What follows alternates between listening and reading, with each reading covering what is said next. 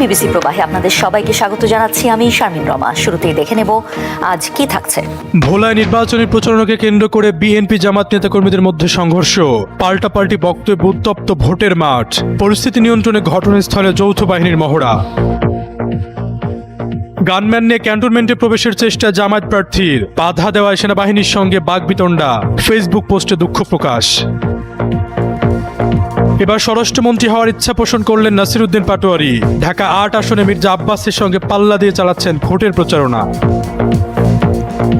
গভীর রাতে হাসনাত আব্দুল্লাহর ব্যানারে আগুন, জড়িতদের শনাক্ত করে গ্রেপ্তারের আশ্বাস পুলিশের। আগুন দিয়েও কেউ থামাতে পারবেন না, হুঁশিয়ারি হাসনাত আব্দুল্লাহ। প্রতিপক্ষদের উদ্দেশ্যে চ্যালেঞ্জ ছুড়ে দিলেন ডাক্তার শফিকুর রহমান।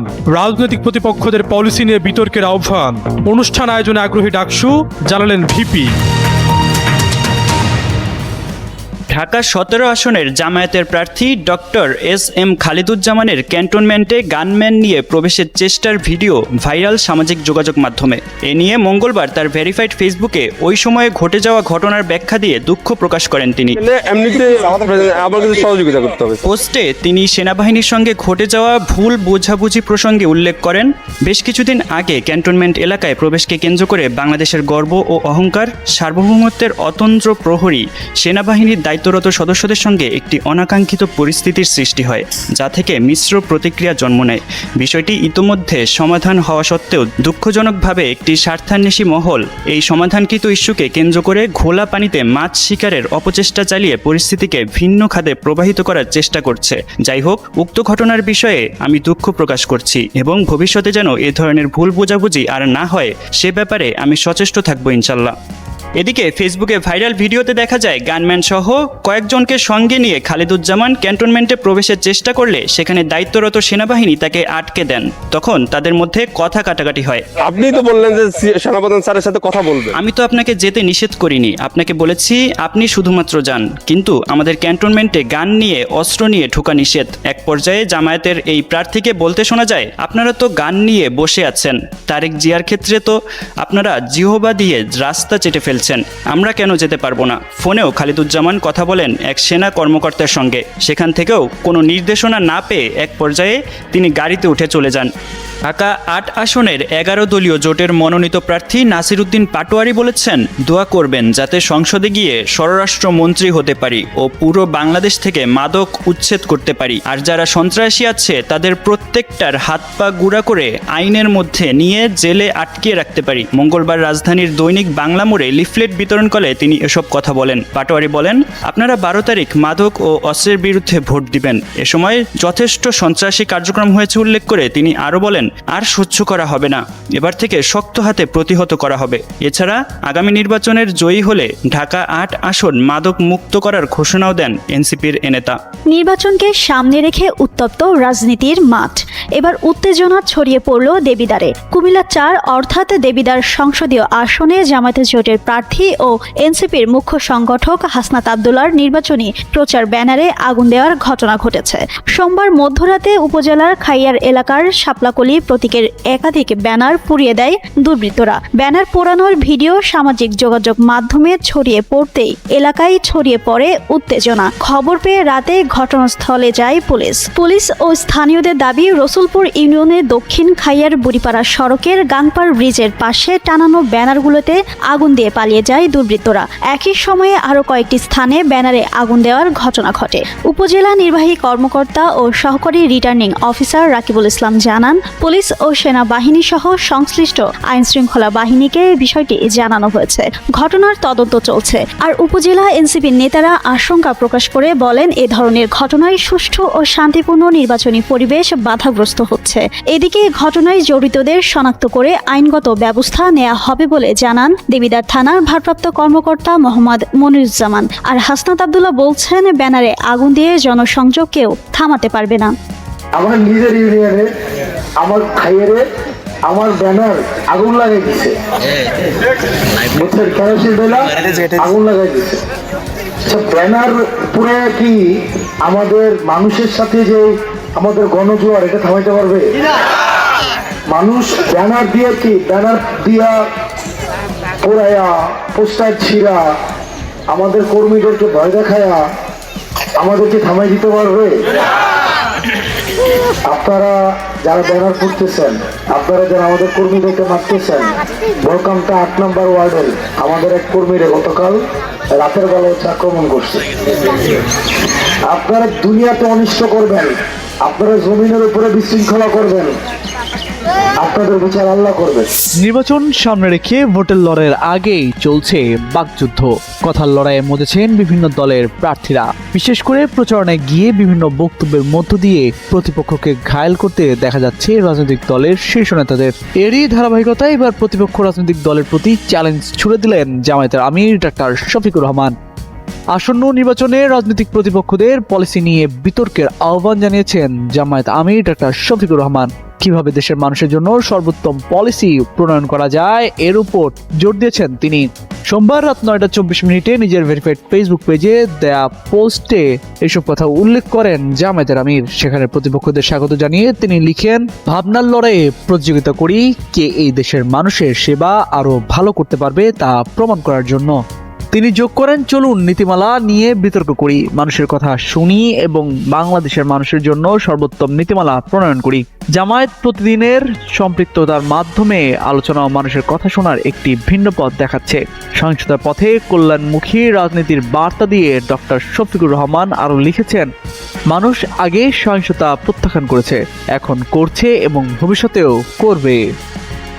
তার এই পোস্ট শেয়ার দিয়ে ঢাকা বিশ্ববিদ্যালয়ের কেন্দ্রীয় ছাত্র সংসদের ভিপি আবু সাদিক কায়েম লিখেছেন, ডাকসু এটা আয়োজনে আগ্রহী, যদিও জামায়াত আমির আসলে কোন ফরম্যাটে এই বিতর্কের আয়োজনের কথা বলেছেন সে বিষয়ে পোস্টে বিস্তারিত কিছুই উল্লেখ করা হয়নি।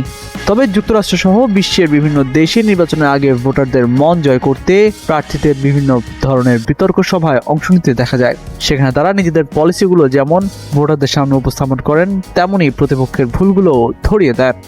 মহান স্বাধীনতার ঘোষককে এ নিয়ে বিতর্ক দীর্ঘদিনের। এবার এই বিতর্কের আগুনে যেন ঘি ঢাললেন জামায়াতের আমির ডাক্তার শফিকুর রহমান। সম্প্রতি চট্টগ্রামে এক বক্তব্যে বললেন, বাংলাদেশে 71 সালে স্বাধীনতার ঘোষণা এখান থেকে হয়েছিল।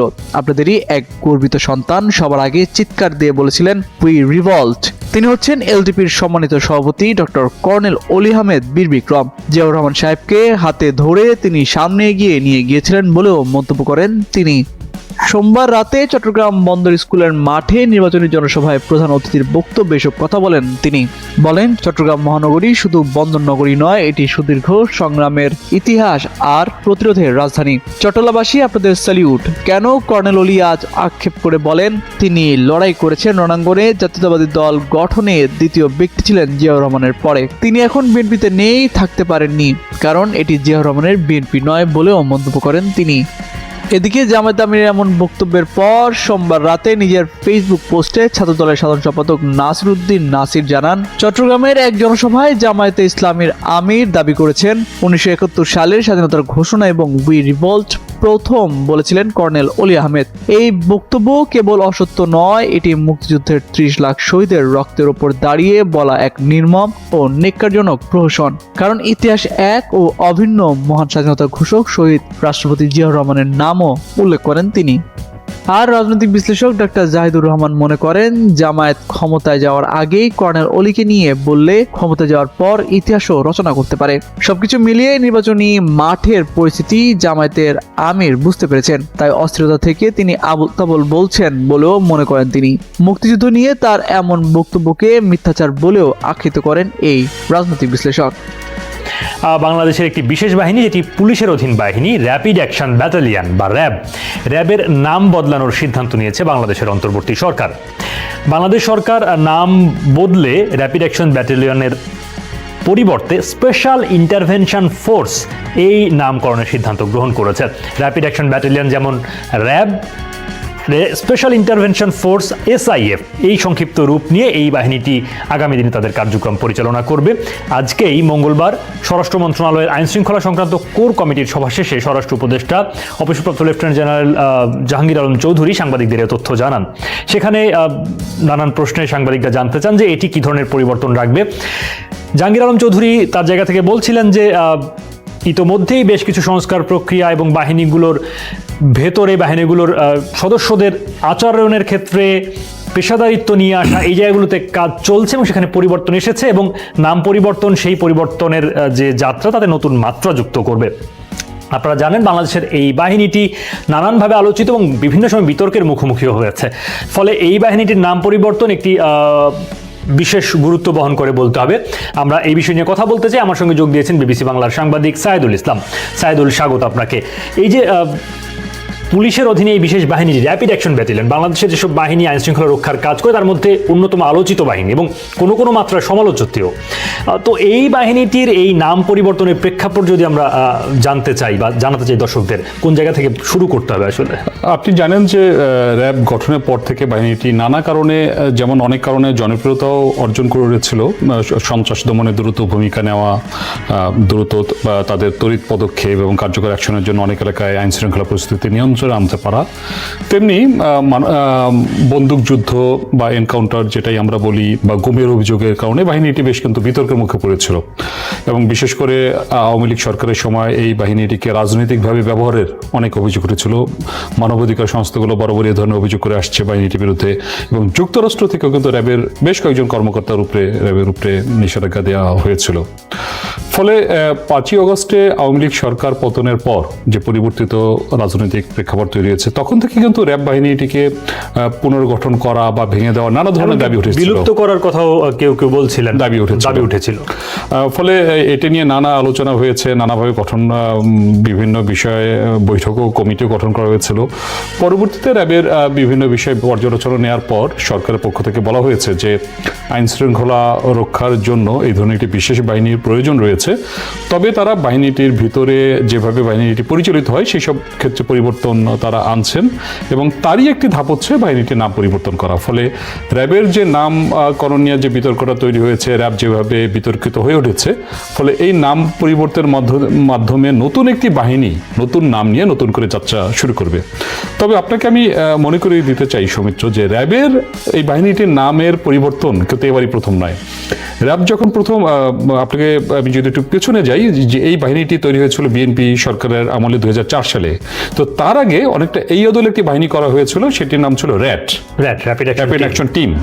কিন্তু সেটি নিয়ে নানা ধরনের আলোচনা হওয়ার পর এবং নামটি নিয়ে বেশ একটা হাস্যোত্তক নানা ধরনের আলোচনা হওয়ার পর থেকে সরকার সেই বাহিনীটিকে বিলুপ্ত করে আর্মড ব্যাটালিয়ন যে অধ্যাদেশটি রয়েছে সেখানে কিছুটা পরিবর্তন এনে র্যাব গঠন করে এবং তখনই র্যাবে বিভিন্ন বাহিনী থেকে লোকজনকে নিয়ে এসে র্যাপিড অ্যাকশন ব্যাটালিয়ন বা এই বাহিনীটি তৈরি করা হয়।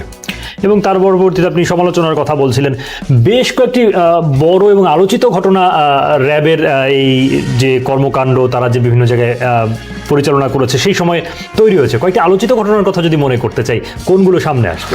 র্যাব সবচেয়ে বেশি আলোচনা এসেছিল, সেটি 2004 বা 5 সালের ঘটনা। বিএনপি আমলি পিচ্চি হান্নান নামে একজন শীর্ষ সন্ত্রাসী ছিলেন ঢাকাতে, বলা হয় যে কারণ বাজার এবং তেজকা এলাকা তিনি নিয়ন্ত্রণ করতেন। তাকে আটক করার পর তিনি র্যাবের সাথে বন্দুকযুদ্ধে মারা যান বা এনকাউন্টারে মারা যান। বলা যায় যে র্যাবকে সেই প্রথম র্যাব সবচেয়ে বেশি আলোচনা এসেছিল। এরপরে র্যাবের কর্মকর্তা বাহিনীটি অনেক শীর্ষ সন্ত্রাসী তাদের সাথে বন্দুকযুদ্ধে নিহত হয়েছে, অনেক জঙ্গিদেরকে তারা আটক করেছে, অনেকগুলো ক্ষেত্রে বড় বড় সন্ত্রাস দমন অভিযানে র্যাব নেতৃত্ব দিয়েছে। র্যাবের বিরুদ্ধে তখন একটা বড় একটা বিষয় ছিল, যেমন তারা যেমন অনেক শীর্ষ সন্ত্রাসী যাদের অভিযুক্ত, যাদের নামে সন্ত্রাসের অভিযোগ রয়েছে, এরকম অনেক ব্যক্তিকে তারা ধরে নেওয়ার কয়েকদিন পরে দেখা যাচ্ছে হয় তাদের সাথে বন্দুকযুদ্ধে মারা যাচ্ছে বা মৃত অবস্থায় পাওয়া যাচ্ছে। ফলে এটি নিয়ে এইসব ঘটনার পর অনেক স্থানে যেমন মিষ্টি বিতরণের মতো ঘটনা ঘটেছে, আবার মানবাধিকার সংস্থাগুলো থেকে এ নিয়ে বরাবরই উদ্বেগ প্রকাশ করা হয়েছে। কিন্তু র্যাবের নেতিবাচক দিকগুলোর মধ্যে বড় কয়েকটি অভিযোগের মধ্যে একটি হচ্ছে যেটি অভিযোগ যে র্যাব পরিচয় অনেককে তুলে নিয়ে গুম করা হয়েছে, র্যাব পরিচয় তুলে নিয়ে যাওয়া হয়েছে, পরবর্তীতে সন্ধান পাওয়া যায় নাই। এবং নারায়ণগঞ্জের 7 খুন হত্যাকাণ্ডের ঘটনা, যেটি র্যাবের অন্যতম একটা বড় অভিযোগ, যে আপনি জানেন যে সেখানে 7 জনকে তুলে নিয়ে যাওয়ার পরে তাদের মৃতদেহ পাওয়া যায় শীতলক্ষা নদীতে এবং পরবর্তীতে জানা যায় যে র্যাবের কর্মকর্তারা এই ঘটনার সাথে জড়িত ছিলেন। এছাড়া র্যাবের কোনো সদস্যের বিরুদ্ধে অনেক সময় মানবাধিকার বিরোধী নানা কর্মকাণ্ড, যেমন টেকনাফের কথা যদি বলি, একরামুল হক হত্যাকাণ্ডের ঘটনায় র্যাবের বেশ কয়েকজন সদস্যের নাম এসেছে এবং সেই ঘটনা জের ধরেই যুক্তরাষ্ট্র র্যাবের কর্মকর্তাদের উপর নিষেধাজ্ঞা দিয়েছিল।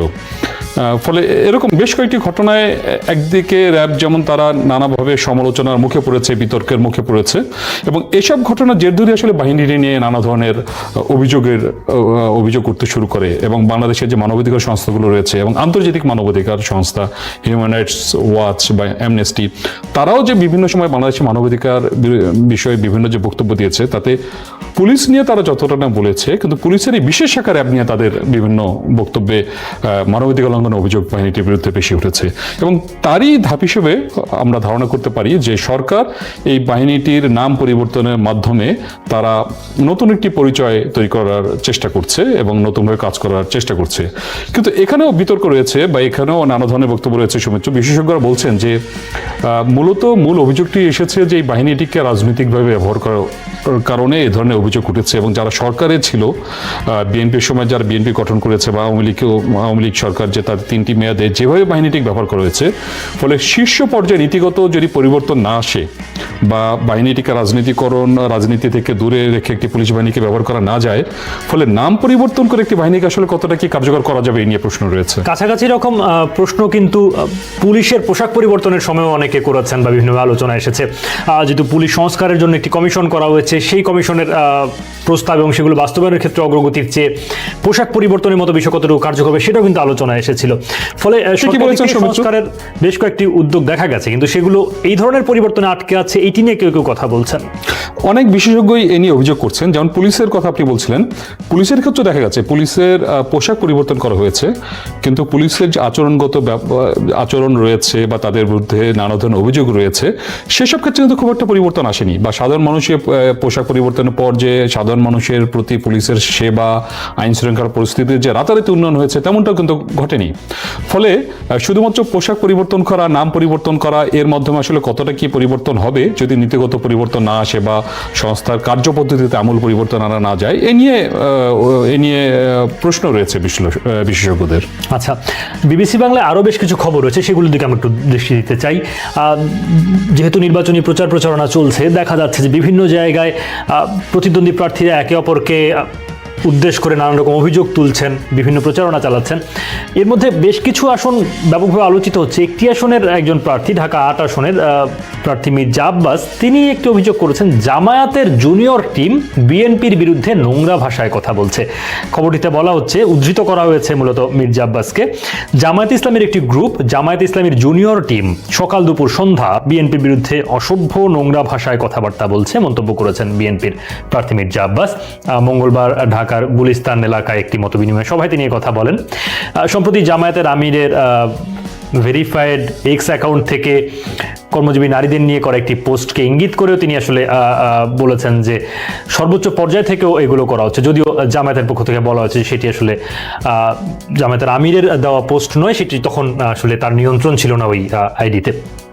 এবং পাল্টাপাল্টি অভিযোগ যদি খেয়াল করা যায়, ঢাকা 8 আসনে মির্জা আব্বাসের সঙ্গে প্রতিদ্বন্দ্বিতা করছেন 11 দলীয় জোটের প্রার্থী নাসিরউদ্দিন পাটোয়ারি, এবং নাসিরউদ্দিন পাটোয়ারিও বিভিন্ন রকম অভিযোগ তার প্রচারণায় তুলে আসছিলেন, নানান রকম কথা বলছিলেন। নাসিরউদ্দিন পাটোয়ারি যেমন বলেছেন, তার একটি মন্তব্য নিয়ে একটি সংবাদ শিরোনাম রয়েছে, দোয়া করবেন যাতে সংসদে গিয়ে স্বরাষ্ট্রমন্ত্রী হতে পারি। নাসিরউদ্দিন পাটোয়ারি বলছেন যাতে স্বরাষ্ট্রমন্ত্রী হতে পারেন এবং পুরো বাংলাদেশ থেকে মাদক উচ্ছেদ করতে পারেন, যারা সন্ত্রাসী আছেন তাদের প্রত্যেকের হাত পা, তিনি বলেছেন যে তার মতো করে সেটি একটি শাস্তি হিসেবে হাত পা গুঁড়া করে আইনের মধ্যে নিয়ে যে আটকে রাখতে পারেন। এইরকম এই পাল্টাপাল্টি অভিযোগগুলো রয়েছে। এটা খুব ইন্টারেস্টিং যে এই যে একটি দলের একজন স্থায়ী কমিটির সদস্য, তিনি আসনে প্রার্থী হয়েছেন এবং নাসিরউদ্দিন পাটোয়ারি এই গণ অভ্যুত্থানের সামনের সারির নেতাদের একজন। এই আসনটি নানানভাবে আলোচনা, বিশেষ করে সামাজিক মাধ্যমে ব্যাপক আলোচনা দেখা যাচ্ছে। কি কি রাজনৈতিক উপাদান এতে রয়েছে এবং কোন কোন বিষয়গুলো আসলে এই আলোচনায় সামনে আসে? ঠিকই বলেছেন যে বাংলাদেশে 300টি আসনে নির্বাচন হলো, কেন যেন ঢাকা 8 আসনটা গত বেশ কয়েকদিন ধরে সংবাদ মাধ্যম এবং সামাজিক মাধ্যমে আলোচনার বেশ শীর্ষে রয়েছে। এবং এর প্রধান কারণ আমি যদি এক কথায় বলি, সেটা হচ্ছে যে এই 2 আসনে যে দুজন প্রতিদ্বন্দ্বিতা করছেন, এনসিপি জামায়াতের জোটভুক্ত দল, জামায়াত এবং এনসিপির পক্ষে যে প্রার্থী, মানে জামায়াতের জোটভুক্ত দল এনসিপির পক্ষে এই আসনে দাঁড়িয়েছেন নাসিরউদ্দিন পাটোয়ারি এবং বিএনপি নেতা মির্জা আব্বাস। আব্বাস তারা যে পরস্পরকে লক্ষ্য করে নানা ধরনের মন্তব্য করছেন এবং আক্রমণাত্মক মন্তব্য করছেন এবং এগুলোই মূলত সংবাদ মাধ্যমে শিরোনাম হচ্ছে বেশি। এর মাঝখানে এই প্রার্থীদের যেমন নাসিরউদ্দিন পাটোয়ারির কয়েকটি জনসভাকে তার প্রতি ডিম ছুঁড়ে মারা বা নানা ধরনের উত্তেজক ঘটনার বিষয়গুলো ফলে বেশ আলোচনার খোরাক হয়েছে। নাসিরউদ্দিন পাটোয়ারি বেশ কিছুদিন ধরে তার প্রতিদ্বন্দ্বী মির্জা আব্বাসকে ঘিরে নানা ধরনের বক্তব্য দিয়েছেন। আজকে তিনি বলেছেন যে এই এলাকায় মাদকের মানে তিনি ইঙ্গিত করেছেন যে এলাকায় যিনি মাদক সিন্ডিকেট রয়েছে এবং মাদক সম্রাট যিনি রয়েছেন তাকে আহ্বান জানিয়েছেন কর্মীদের হাতে অস্ত্র মাদক তুলে দেবেন না। আবার তিনি বলেছেন যে তিনি যদি নির্বাচিত হন তাহলে এইসব মাদক অস্ত্রে তিনি শক্ত হাতে প্রতিরোধ করবেন। তিনি আজকে বলেছেন যে হাবিবুল্লাহ বাহারে মাইর খেয়ে আসছি, এবার মাইর দেব, কারণ বারবার তিনি মার খেতে পারবেন না। আবার মির্জা আব্বাস বলেছেন যে তার বিরুদ্ধে জামায়াতের তিনি সরাসরি এনসিপি বা কারো নাম বলেননি, কিন্তু বলছে জামায়াতের জুনিয়র একটি টিম তার বিরুদ্ধে নানা ধরনের বক্তব্য দিচ্ছে এবং তিনি মনে করেন যে তারা যেটা তার বিরুদ্ধে অপপ্রচার চালাচ্ছে এবং তারা অনেক কিছুই বলছেন যে তিনি যারা বলছেন সেটা এত ছোট এবং তারা তার বিরুদ্ধে কথা বলছে যে তিনি এগুলো জবাবও দিতে চান না। যেমন তার একটা কথা আমি যদি উল্লেখ করি, তাদের বাপ চাচা যদি রাজনীতি করতো আমার সম্পর্কে বলতে আমি আপত্তি করতাম না, কিন্তু এরা ছোট মুখে বড় কথা বলছে। এই ধরনের নানা ধরনের কথাবার্তা পরস্পরের মুখে বলছেন এবং এইসব বক্তব্য সামাজিক মাধ্যমে যেমন ভাইরাল হচ্ছে, অনেকে শেয়ার করছেন এবং এ নিয়ে নানা ধরনের মন্তব্য করছেন। গণমাধ্যমগুলো কিন্তু এসব বক্তব্য তুলে ধরছে এবং তাদের নিউজে বেশ জায়গা পাচ্ছে। ফলে 300 আসনের মধ্যে এই আসনটি দেখা যাচ্ছে বেশ আলোচনা হয়ে উঠেছে। কিন্তু সেই সাথে আমি যদি বলি সুমিত, শুধু এটি নাই, কিন্তু গত বেশ কয়েকদিন ধরে আপনি দেখবেন যে যারা এই নির্বাচনে আওয়ামী লীগ যেহেতু অংশ নিতে পারছে না, প্রধান দুটি প্রতিদ্বন্দ্বী দল বিএনপি এবং জামায়াত ইসলামী তাদের শীর্ষ নেতারাও কিন্তু পরস্পরের বিরুদ্ধে নানা ধরনের অভিযোগ করছেন। যেমন জামায়াত বিএনপির বিরুদ্ধে দুর্নীতির অভিযোগ, চাঁদাবাজির অভিযোগ তুলছে। আবার বিএনপি নেতারা জামায়াতের বিরুদ্ধে মুক্তিযুদ্ধে তাদের যে বিরোধিতা করার যে ভূমিকা সেগুলো নিয়ে তারা আবার তুলে ধরছে, নানা ধরনের সেটি বক্তব্য দিচ্ছেন। সালাউদ্দিন আহমদ বিন স্থায়ী কমিটির সদস্য এবং তিনি কক্সবাজার 1 আসনে ধানের শীর্ষের প্রার্থী। তিনি বলছেন যে নতুন করে মুক্তিযুদ্ধের ইতিহাস বিকৃতির চেষ্টা চলছে এবং সেই স্বাধীনতার বিরোধিতা করেছিল যারা, তারাই ইতিহাস বর্ণনা করার চেষ্টা করছে, এগুলো বলছেন। এবং যদিও নাম উল্লেখ করেন তিনি কোনো দলে, তবে গতকাল একটি দলের প্রধান বক্তব্য দিয়েছেন, স্বাধীনতার ঘোষণাকে নিয়ে বিভ্রান্তিকর তথ্য উপস্থাপন করেছেন, এটি তার অভিযোগ। কাছাকাছি রকম অভিযোগ দেখা যাচ্ছে যে বিএনপির যে কেন্দ্রীয় নির্বাচন পরিচালনা কমিটি তাদের দিক থেকেও রয়েছে নানান রকম ভুয়া বিভ্রান্তিকর তথ্যের অভিযোগ রয়েছে। একই সঙ্গে বলা হচ্ছে তাদের শীর্ষ নেতা তারেক রহমানের নামে ভুয়া তথ্য ছড়ানো হয়েছে। 29টি ভুয়া তথ্যের কথা বলেছেন তারেক রহমানের উপদেষ্টা এবং এই নির্বাচন পরিচালনা কমিটির মুখপাত্র মাহদি আমিন। এই পাল্টাপাল্টি অভিযোগগুলো কিন্তু বারংবার সামনে আসছে এবং বলা হচ্ছে যে শীর্ষ নেতা বা প্রার্থীদেরকে সরাসরি নানানভাবে অপপ্রচারের শিকার হতে হচ্ছে এর কারণে। বাংলাদেশের রাজনীতিতে এটা আসলে খুব নতুন নয়, কারণ বাংলাদেশের অতীতের নির্বাচনগুলো যদি আমরা দেখি, সাধারণত নির্বাচনে যারা অংশ নেন, নির্বাচন কমিশনের নানা রকম বিধিনিষেধ থাকলেও পরস্পরকে আক্রমণাত্মক বা নেতিবাচক অবজ্ঞামূলক বক্তব্য না দেওয়ার কথা বলা হলো, দেখা যায় যে নির্বাচনী একটি পর্যায়ে গিয়ে আসলে একে অপরকে নানা ধরনের পাল্টাপাল্টি বক্তব্য দেওয়া, কাদা ছড়াছড়ি করা বা একে অপরকে উদ্দেশ্য করে নানা ধরনের অবমাননাকর বক্তব্য দিতে দেখা যায়। এটি অতীতে নির্বাচনগুলো হয়েছে, এই নির্বাচনেও দেখা যাচ্ছে। যদিও এই নির্বাচনের শুরুতে নেতারা বলেছিলেন যে তারা এই ধরনের কোনো দোষারোপের রাজনীতি তারা করবেন না, কিন্তু কয়েকদিন যেতে না যেতে দেখা গেছে যে সেই দোষারোপের রাজনীতি শুরু হয়েছে। আনুষ্ঠানিক প্রচারণা শুরু হতে না হতে এই পাল্টাপাল্টি অভিযোগ শুরু হয়েছে এবং সেটাই আমরা দেখতে পাচ্ছি যে প্রধান দুটি দল বিএনপি এবং জামায়াত তারা পরস্পরের বিরুদ্ধে নানা রকম বক্তব্য দিয়ে ভোটারদের মনোযোগ করার চেষ্টা করছেন। তারা নিজেদের উন্নয়ন বা নিজেরা কি করবেন সেটা যতটা না বলছেন, কিন্তু অপরপক্ষের নানা ধরনের ত্রুটি তুলে ধরে বরং তাদেরকে খাটো করে তুলে ধরার একটি চেষ্টা করছেন। এই প্রবণতা আমরা নির্বাচনী প্রচারণা শুরু থেকেই দেখতে পেয়েছি এবং সেটি যতই নির্বাচন ঘনিয়ে আসছে ততও বাড়ছে এবং কোনো ক্ষেত্রে এই প্রচারণা শীর্ষ পর্যায়ে ছাড়া যারা স্থানীয় পর্যায়ে নির্বাচন করছেন বিভিন্ন আসনে, তারাও পরস্পরের বিরুদ্ধে নানা ধরনের অভিযোগ তুলছেন। এবং হয়তো আরো কয়েকদিন যেহেতু প্রচারণার সময় আছে, এই ব্যাপ্তি বাড়বে, সেই আশঙ্কা উড়িয়েও দেওয়া যায় না। অনেক ধন্যবাদ সাইদুল ইসলাম বলছিলেন বিবিসি বাংলার সাংবাদিক। লাইভ পাতায় আরও যেসব খবর রয়েছে তার মধ্যে একটি শিরোনাম, সাবেক শিল্প সচিব আব্দুল হালিম সহ 2 জনের দেশ ত্যাগে নিষেধাজ্ঞা। বাংলাদেশ সিকিউরিটিজ অ্যান্ড এক্সচেঞ্জ কমিশনের সাবেক কমিশনার ও শিল্প মন্ত্রণালয়ের সাবেক সচিব মোহাম্মদ আব্দুল হালিম এবং বিদ্যুৎ বিভাগের অতিরিক্ত সচিব মোহাম্মদ সবুর হোসেনের দেশ ত্যাগে নিষেধাজ্ঞার আদেশ দিয়েছে ঢাকার একটি আদালত। মঙ্গলবার ঢাকা মহানগর জ্যেষ্ঠ বিশেষ জজ আদালতের বিচারক দুদকের আবেদনের পরিপ্রেক্ষিতে এই আদেশ দেন। আবেদনে যেটি বলা হয়েছে দুদকের পক্ষ থেকে যে পল্লী বিদ্যুতায়ন কার্যক্রমের আওতায় 5 lakh smart prepayment meter স্থাপন এবং মিটার যোগাযোগের ব্যবস্থাপনা শীর্ষক যোগাযোগের ব্যবস্থা স্থাপন শীর্ষক একটি প্রকল্পের ক্রয় প্রক্রিয়ায় অনিয়ম ও দুর্নীতির অভিযোগ বিষয়ে অনুসন্ধান সম্পন্ন করে প্রতিবেদন দাখিলের জন্য একটি অনুসন্ধান টিম করা হয়েছে। অভিযোগটি অনুসন্ধানাধীন রয়েছে এবং অভিযুক্ত ব্যক্তিরা দেশ ছেড়ে পালাতে পারেন বলে তাদের দিক থেকে একটি সন্দেহের কথা তারা বলেছেন যে তারা বিশ্বস্ত সূত্রে জানতে পেরেছেন যে তারা হয়তো অনুসন্ধানকালে পালিয়ে যেতে পারেন, যে কারণে তাদের বিদেশ যাওয়ার ব্যাপারে নিষেধাজ্ঞা দেওয়া প্রয়োজন এবং আদালতের সেই আবেদনের প্রেক্ষিতে তাদের উপর নিষেধাজ্ঞা জারি করা হয় দেশ ছাড়ার ক্ষেত্রে। অ্যাবস্টেইন ফাইলস এটি কোনো নেটফ্লিক্স থ্রিলার নয়, বরং বাস্তবের চেয়েও যেন ভয়ঙ্কর এক দলিল। 30 লাখের বেশি নথি, হাজারো ভিডিও এবং লাখো ছবি উন্মোচন করেছে এমন এক অন্ধকার জগৎ যেখানে অসভ্যতা আর বর্বরতার কোনো সীমারেখা নেই। যারা বিশ্বকে নারী অধিকার, গণতন্ত্র আর নীতি নৈতিকতার সবক দেন, সেই প্রভাবশালী ধনকুবের ও রাজনীতিবিদদের নামই এখন এই যৌন কেলেঙ্কারির কেন্দ্রবিন্দুতে। টিভিএস এক্সপ্লেনারে চলুন জেনে নেই অ্যাবস্টেইন ফাইলস কি, কিভাবে এতে পশ্চিমা ধনকুবের এবং আইকনদের নাম উঠে এলো, শিশু ও নারীদের সঙ্গে কতটা অসভ্য আচরণ করেছিল তারা। অ্যাবস্টেইন ফাইলস হলো বর্তমান বিশ্বের ক্ষমতা কাঠামোর আড়ালে লুকিয়ে থাকা অন্ধকার অধ্যায়ের এক প্রামাণ্য দস্তাবেজ। জেফ্রি অ্যাবস্টেইন নামক এক দণ্ডিত শিশু যৌন নিপীড়কের অপরাধী নেটওয়ার্কের মাধ্যমে কিভাবে বিশ্বের ক্ষমতাধর ব্যক্তিরা একে অপরের সঙ্গে যুক্ত ছিলেন তারই বিস্তারিত চিত্র উঠে এসেছে এই নথিতে। মার্কিন বিচার বিভাগ অ্যাবস্টেইন ফাইলস ট্রান্সপারেন্সি অ্যাক্ট এর আওতায় প্রায় 30 লাখেরও বেশি পৃষ্ঠার নথি, 2000-এরও বেশি ভিডিও এবং 1,80,000-এর বেশি স্থির চিত্র প্রকাশ করেছে। দীর্ঘ সময় ধরে এই নথিগুলো ব্যক্তিগত গোপনীয়তা ও আইনি প্রক্রিয়ার দোহাই দিয়ে সিলগালা করে রাখা হয়েছিল। এই নথিগুলো প্রকাশ পেলে পশ্চিমা সমাজের বহু সম্মানিত মানুষের মুখোশ খুলে যাওয়ার ভয় ছিল বলেই তা ধামাচাপা দেওয়ার চেষ্টা করা হয়েছিল। জেফ্রি অ্যাবস্টেইন নিজের ব্যক্তিগত জেট এবং ক্যারিবীয় দ্বীপ ব্যবহার করে এক বিশাল অপরাধ নেটওয়ার্ক গড়ে তুলেছিলেন। নথিগুলোতে সাবেক ও বর্তমান মার্কিন প্রেসিডেন্ট, ব্রিটিশ রাজ পরিবারের সদস্য এবং বিশ্বখ্যাত ধনকুবেদের নাম এসেছে, যা বিশ্বকে স্তম্ভিত করেছে। এই তালিকায় যেমন রয়েছেন মার্কিন প্রেসিডেন্ট ডোনাল্ড ট্রাম্পের নাম, তেমনি রয়েছে পৃথিবীর সবচেয়ে ধনী ব্যক্তি ইলন মাস্কের নামও। সেই সঙ্গে বাদ যায়নি সাবেক মার্কিন প্রেসিডেন্ট বিল ক্লিন্টন, মাইক্রোসফটের সহ প্রতিষ্ঠাতা বিল গেটস, ব্রিটিশ রাজ পরিবারের সদস্য প্রিন্স অ্যান্ড্রু, যুক্তরাজ্যের সাবেক মন্ত্রী লর্ড ম্যান্ডেলসন। ব্রিটিশ রাজ পরিবারের সদস্য প্রিন্স অ্যান্ড্রুর বিরুদ্ধে আনা অভিযোগগুলো সবচেয়ে গুরুতর হিসেবে বিবেচিত হয়েছে। অ্যাবস্টেইনের যৌন পাচার চক্রের অন্যতম প্রধান ভুক্তভোগী ভার্জিনিয়া জুফ্রে অভিযোগ করেছেন, যখন তার বয়স মাত্র 17 বছর, তখন অ্যাবস্টেইন তাকে লন্ডনে প্রিন্স অ্যান্ড্রুর সঙ্গে যৌন সম্পর্কে লিপ্ত হতে বাধ্য করেন।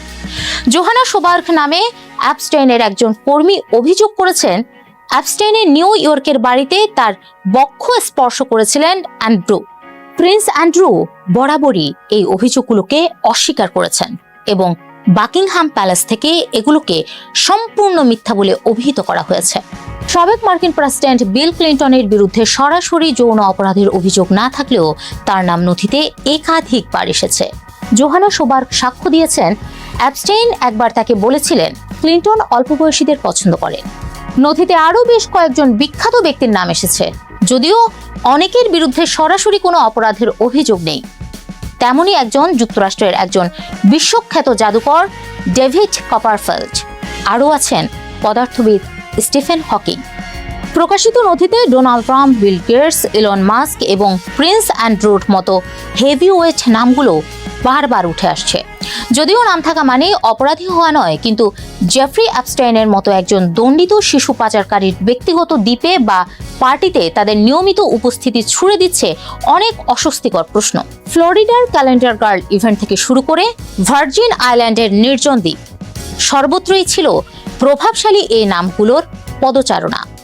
নথিতে থাকা ইমেলগুলোতে দেখা গেছে 2012 থেকে 2013 সালের মধ্যে ইলন মাস্ক অ্যাপস্টেইনের ব্যক্তিগত ক্যারিবীয় দ্বীপে যাওয়ার আগ্রহ দেখিয়েছিলেন। 2012 সালে এক ইমেইলে মাস্ক লেখেন, আপনার দ্বীপে কোন দিন বা রাতে সবচেয়ে বন্য পার্টি হবে?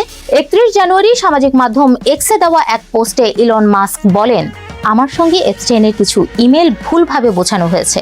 এগুলো ব্যবহার করে আমার সুনাম নষ্ট করার চেষ্টা করা হচ্ছে।